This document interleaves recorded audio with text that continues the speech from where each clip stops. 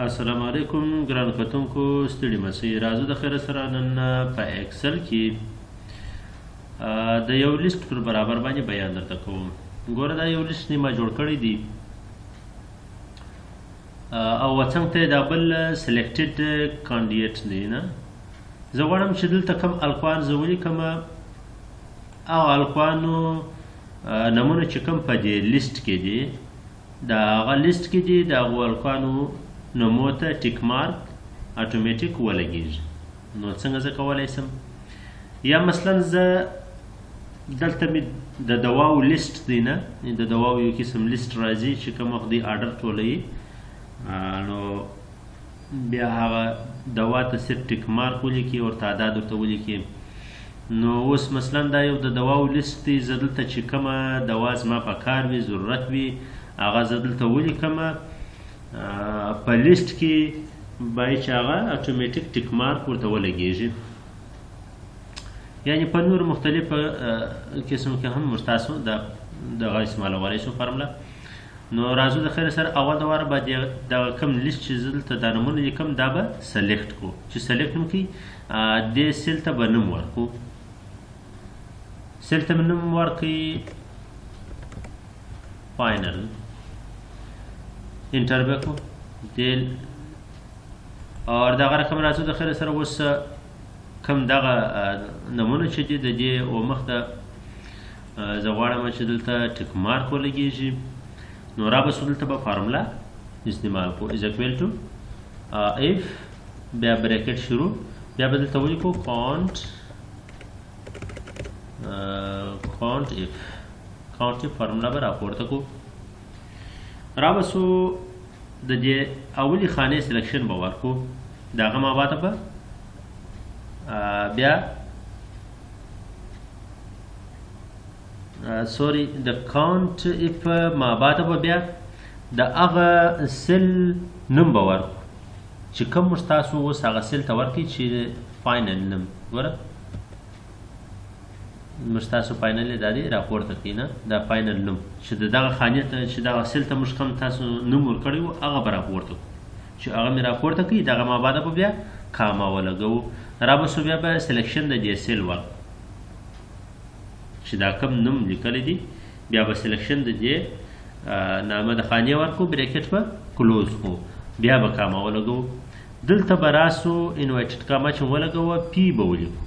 دا پی چې ده دا علامت د ټیک مارک نه، پی چې ده علامت د ټیک مارک نه.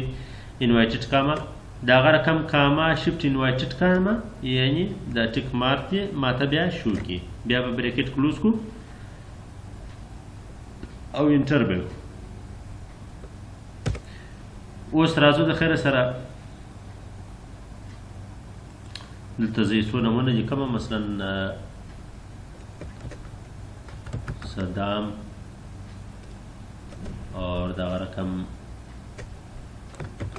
میرویس اور دغه رقم لیکم عادل، دغه رقم لیکم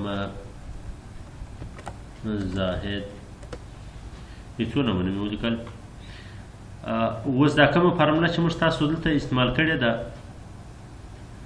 د دغه فارموله ګوره داسې دا لوړه دا د معلومیږي.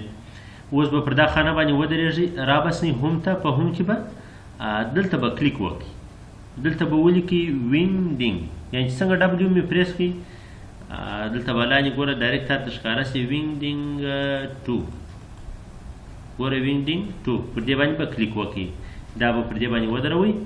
اوس به راسو دغه کوم نښان چې دی دا به داسې راکش کړو لاندې، چې څنګه مې راکش کړي ګوره زموږ تاسو هغه نښانونه دا دي پر اپلای سوله.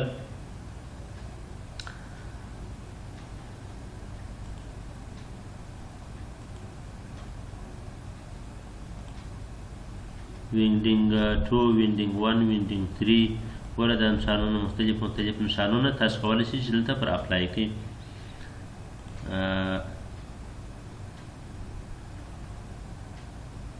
وینډینګ 3 وینډینګز خالی صرف وینډینګز اور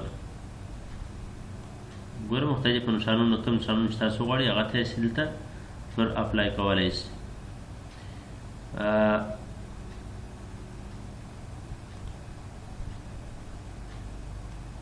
ګوره دا بیا بله کم نښانونه دي ګوره د مټر نښان دي علامات دي اور یا دغه رقم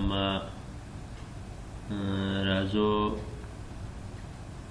پروینډینګ 2 باندې به کلیک وکړو ګوره کوم نمونه چې دلته ما ورکړي دي هغو ته دا دي نښانونه وسوله چې مثلا صدام دی میرویس دی زاید دی علي دی اور یا زه دلته ورکړم چې مثال عمر ګوره چې زه څنګه عمر ولیکم دی به ماته ډایرکټ هغه عمر ته به ټیک مارک لګوي اور یا زه دلته ولیکم علي ګوره علي مې ولیکي چې څنګه مې انټر کړي والي ته نښان ولګېدی نو دا وګران کتونکو د نن د ورځې سبق نه دې وکړي چې تاسو د خوښ وړ ګرځېدلي وي که چیرې تاسو نوي یاست پر چینل سره سبسکرایب کړئ لایک یې کړئ اور کمنټس لازمي